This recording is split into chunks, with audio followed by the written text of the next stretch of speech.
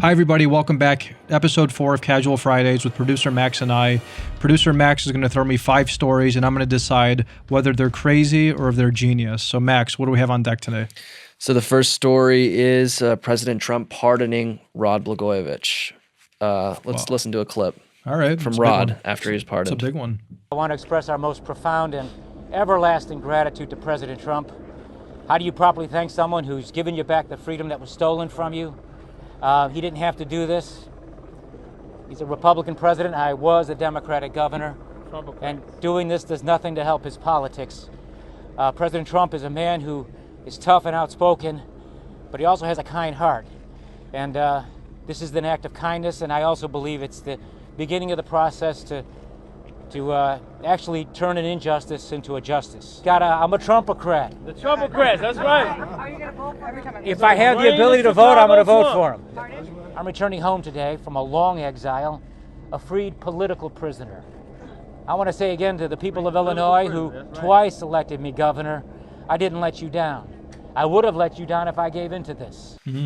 Wow. So Trump pardoning Blagojevich and Blagojevich making those statements. What do you think? You know, I'm a born and raised Chicago guy. I knew all about the Blagojevich story. He was really famous for his hair. Looks like his hair became a little gray now. Still looks good, though. He still looks good. You know, he has more hair than I do, and he's probably 30 years older than me. But besides that, you know, and obviously he was kind of like a celebrity governor almost. You know, he was a very charismatic guy. He was on like Celebrity Apprentice.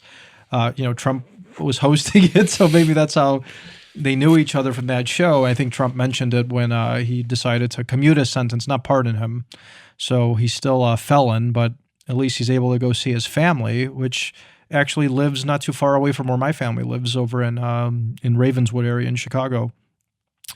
When I saw that he was sent for 14 years in prison just for basically talking BS on the phone, that really scared me. I mean, at the end of the day, he didn't accept money. He didn't take a bribe. He was on the phone just kind of bloviating and just talking like you almost would with like a friend. I don't know who he was talking to on those infamous phone calls where he's like, this seat is worth gold and I'm going to make money or something. But it reminds me of myself a little, not myself in exactly that situation, but if the feds want to send in like an informant like they did to me in the Horowitz report, there's a transcribed interview or some guy was wearing a wire from the campaign, which we're going to get into later at a different time, who was basically asking me nonsensical questions. He was another younger guy. I was a younger guy, just trying to get me to say something in like a casual setting that means nothing. But when somebody's sent to do it like that, then it makes you look bad and out of character and out of place. And what I think happened to Blagojevich was the same thing. Somebody set him up with the intent to prosecute. There was no real belief, I don't think, from the feds that he was really trying to get money out of something, or else he would have. So I think it was a dirty political trick. It's Chicago politics. And clearly Blagojevich stepped on wrong toes, and he might know where some bodies are buried regarding Obama. And Obama's inner circle, and that's why they dropped the hammer on him. And I don't know, maybe he has a story to tell. I think he might actually have a real story about Chicago politics and how corrupt it is and what was happening at that time with President Obama and why somebody like Blagojevich would be sent for 14 years in prison for a trivial issue like this. It's insane. It's crazy. I'm happy that he had his sentence commuted. His wife, Patty, I don't know her, but I've seen her on TV defending her husband, and that's very honorable because, you know, your husband's going away 8 years. Some women will leave you after 8 days, let alone stick around for 8 years. And she was, you know, man, I remember she was going on TV asking the president to pardon him, commute it, and fortunately for the Blagojevich family, he got out, and I think justice was served. And I think 8 years in prison in hardcore stuff that he was in is more than enough. And, you know, it goes to show you what happens when you're on the wrong side of particular powerful people in politics. And Blagojevich just happened to be on the wrong side of those people. So would you say it's a good move by Trump to pardon him? I think it's a real good move by the president to commute a sentence because, like Blagojevich himself said, this isn't a political favor for Trump. What does Trump gain from this? Nothing. Right. Blagojevich is from Chicago, which is overwhelmingly Democrat. He has absolutely no connection whatsoever to Trump except being on his show for like a brief couple episodes. And he was a Democratic governor, So there was no political twist to what he did. I predict, and I think I'm going to be correct about this. You could bet, I'll bet the farm on this one. Blagojevich is going to get a book out of it. He has a big story to tell, and it's going to be all about exposing corruption in Chicago politics, which in reality, you hear rumors about how corrupt things are in that city.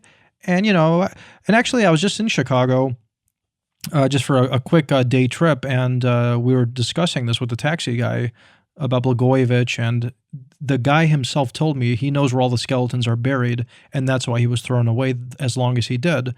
And now that he's coming out the way he is, he's going to have a big story to tell, and I'll probably be the first to read his book, to be honest with you. Interesting. What do you think? What do you think about that?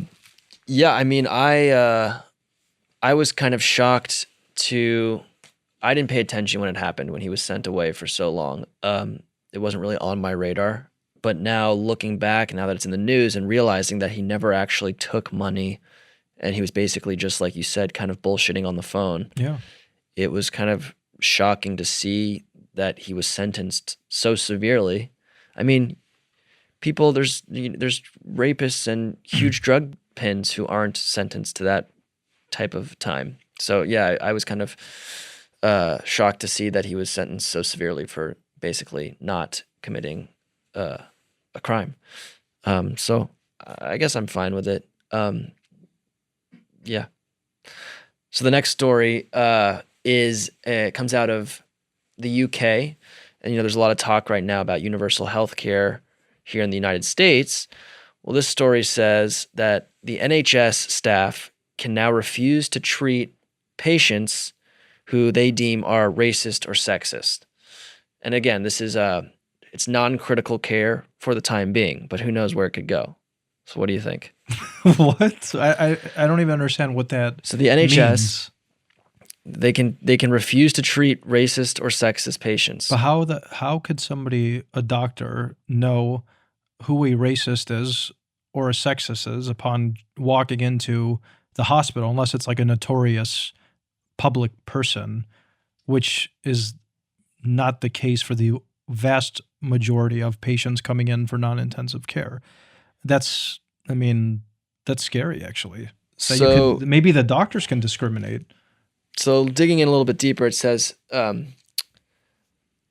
currently, staff at the NHS can refuse to treat non-critical patients who are verbally aggressive or physically violent towards them, which is understandable. That's understandable.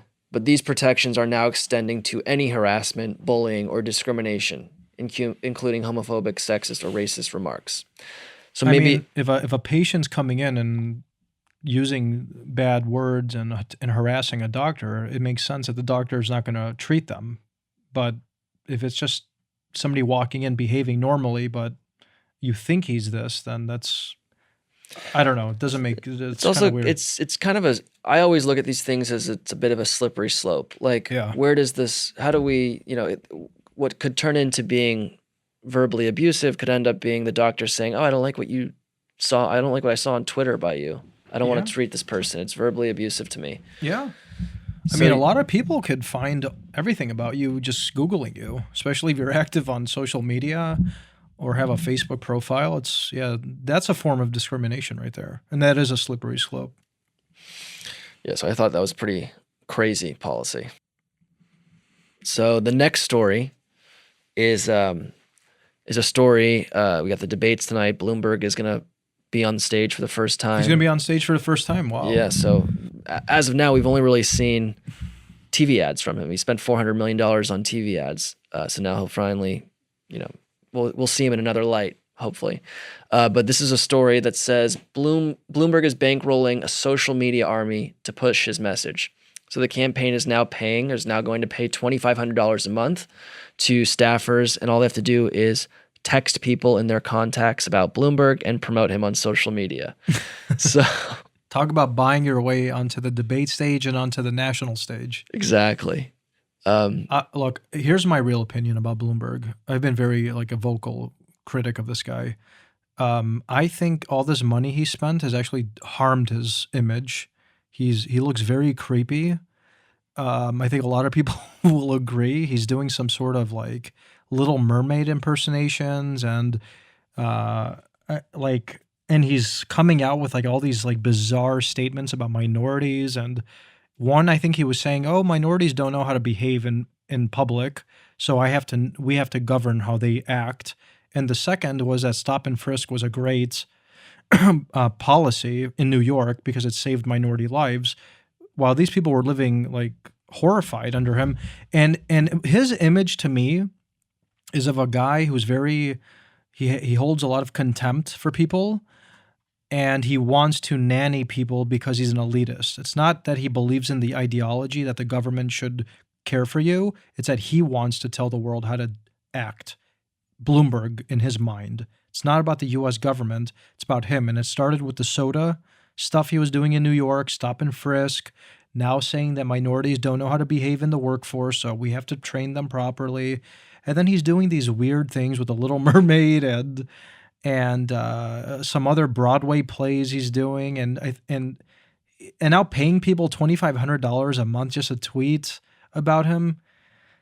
I don't know. I'm actually really looking forward to see him just disappear from not only the debate stage, but just from public life, because he just represents everything wrong in politics today. That's really what I think about Bloomberg. What do you think? Yeah, I agree with you. I think he's actually kind of an authoritarian. You know, the left likes to say, you know, Trump is a billionaire authoritarian. He is the Bloomberg authoritarian. actually is. And I just hope tonight on stage, I think the other Democrats running for president need to just have the knives out for him. They need to come at him hard, and they need to, hold him accountable for all the things that he said recently and kind of his whole brand of politics. And if they don't, then they probably don't deserve to be in the running. Yeah. Cool. So this next story is, so I'm going to say that the Bloomberg thing is crazy. The Bloomberg thing is definitely crazy. So this next story is Senator Chris Murphy and other Democratic senators held a secret meeting with Iranian Foreign Minister Zarif last week, and I think he's actually admitted that he met with him while abroad. And I think it's also ironic, a corollary to the story is a quote from Senator Chris Murphy from before, which is, his quote was, "Any effort to undermine our nation's foreign policy, even during a transition period, may be illegal and must be taken seriously." And that's what he said about The Logan Act. With General Flynn in 2016, about him talking to people while he was transitioning into the administration. So Chris Murphy is now a bit of a hypocrite, and he's meeting with the foreign minister in Iran. Dude, the Logan Act, the first time I even heard about this was during one of my proffer sessions with the Mueller team. And one of the prosecutors says, you were violating the Logan Act for brokering the meeting that Trump had with Egypt's president at the UN when you were on his campaign. I said, what are you talking about? First of all, what's the Logan Act? And I didn't even know what this was. And they kept bashing this into my mind that we're going to try and charge you for a Logan Act violation for what you were up to. And then I later find out that this is like some antiquated law that one person in American history was prosecuted for, I think in like the 1800s. Okay. And Murphy was condemning General Flynn for doing his rightful duty to talk to his counterparts at the time. And now Murphy is going on behind the administration's back and negotiating with one of our biggest enemies, Iran. What are they doing? Why is John Kerry meeting in Paris with Iranian officials? Why is Ben Rhodes constantly talking about the Iran deal when that's already been tore up? Why is Iran such a fixation for these people? I don't understand it.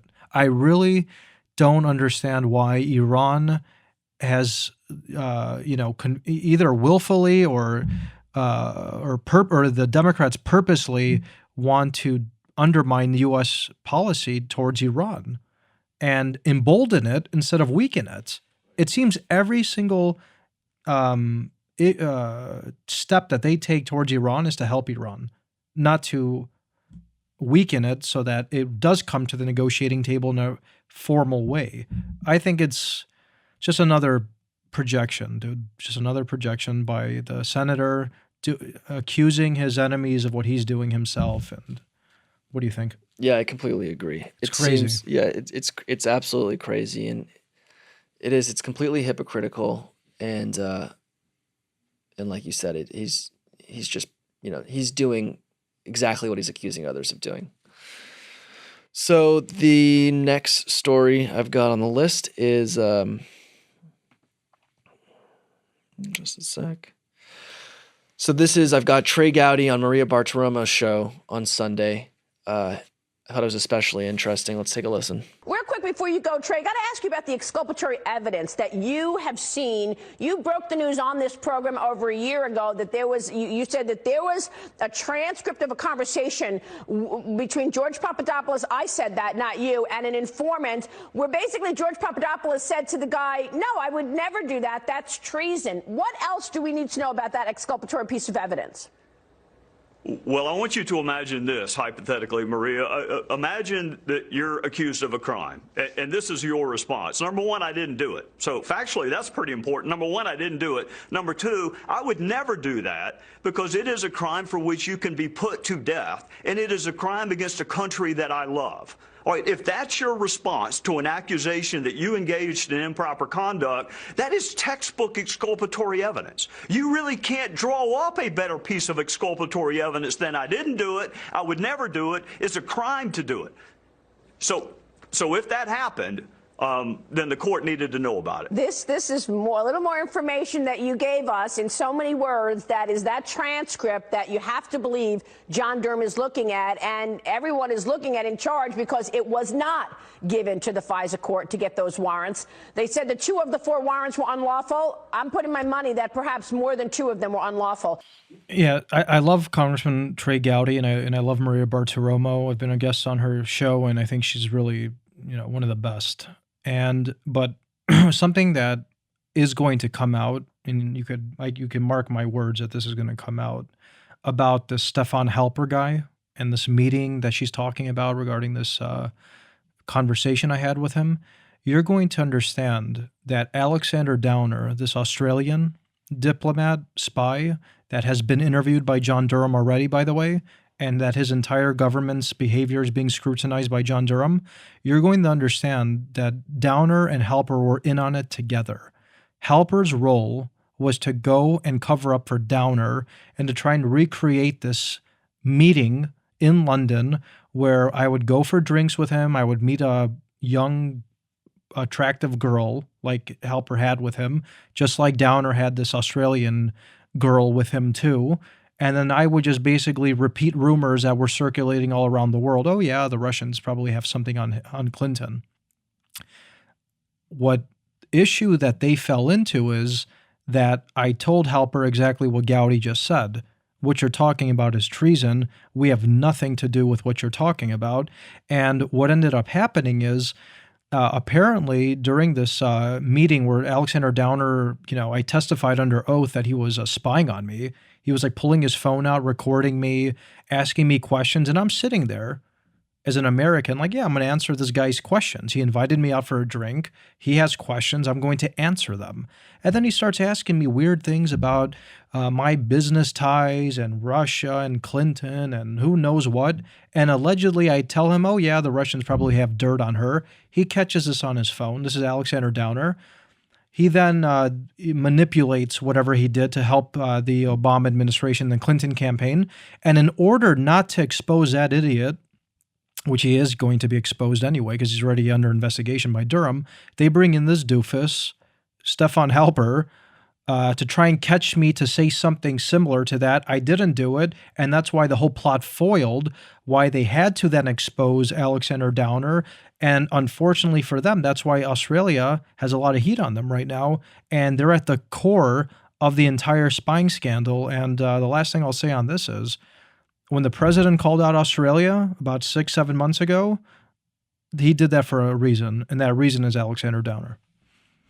So I think it's a great clip from Trey Gowdy, and I think it was stupid move on behalf of Australia to try and involve themselves with undermining our democratic process, because it definitely backfired. Here's the video of the Democratic frontrunner Bernie Sanders. Isn't that weird?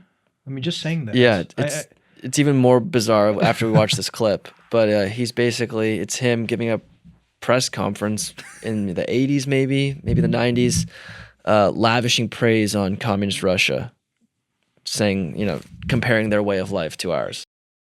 I think it's also fair to point out that when we were in Moscow, for example, I think most of the people here also were extremely impressed by their public transportation system. The stations themselves were absolutely beautiful, including many works of art, chandeliers that were beautiful. It was a very, very effective system. Also, I was impressed by the youth programs that they have, their palaces of culture for the young people, a whole variety of programs for young people, and cultural programs which go far beyond what we do in this country. We went to a theater in Yaroslavl, which was absolutely beautiful, had 3 separate stages where cultural programs are put on by professional actors and actresses, including a puppeteer area. And the cost, the highest price of a ticket that you can get, was the equivalent of $1.50. This is communist gobbledygook. Hey, North Korea, I bet you looks really nice during a state-sponsored trip where they chaperone you to like the 1 or 2 nice restaurants. They let you see the elites and how they're doing in school, and then they just cover up the famine, Right. the work camps, the gulags, the people dying every single day from starvation and malnutrition. Today in 2020, Russia is a developing country today. Okay, and it's modernizing. What you want to say about Putin, whatever you want to say about him, the country's changing for the better from what it was back then. I mean, back then, to live in Soviet Russia or the Soviet Union anywhere was hell. I mean, no one in their right mind would prefer to live in the Soviet Union instead of America back then when Bernie's talking about this nonsense. Obviously, countries around the world are developing. China's not the same country it was in the 80s or even in the 90s. People's life expectancy is improving. They're becoming wealthier and healthier. But hearing Bernie say this as a grown man, he looks like he's at least 40. When he's saying this, he just seems like a puppet, some idiot a useful idiot. He was taken on a little trip by, the state back then. They showed him a nice time, showed him all the good stuff too, none of the bad. And then they said, now go home and parrot what you just saw. And he did exactly that. And unfortunately, he hasn't matured since those days because he still talks the same way. What do you think about that? Yeah, I think it's so revealing in the clip where he talks about, the arts and the culture. To me, it just screams that what he really wants is just state-sponsored everything, and he wants, the culturals. He wants your work life. He's thinking that there could be this communist paradise where people can take up instruments and that's their work, and it's like everything's one big, orchestra performance, and no one is hungry or starving, that everyone can just live in harmony because of his, socialist, communist kind of utopian vision, which I just think is ridiculous. It's embarrassing. The fact that he, like you said, the fact that he's the front runner is kind of just insane to me. And to this day, he has no idea how he's going to pay for anything he's talking about.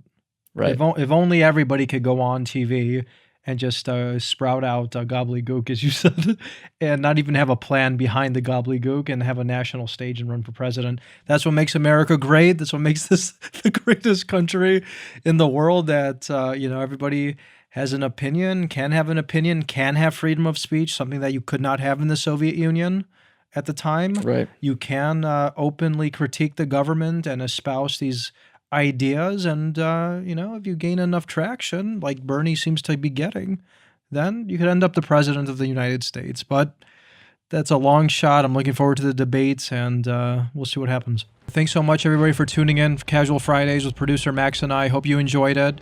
Don't forget that earlier this week, we did have part 1 of our 2 episodes with John Solomon. It's an incredible interview. You definitely want to check out both of those parts next week. Second part's coming out. And we're also going to be hosting another Casual Fridays next week. Make sure you subscribe on the Himalaya app or wherever you listen or watch your podcast. Thanks so much.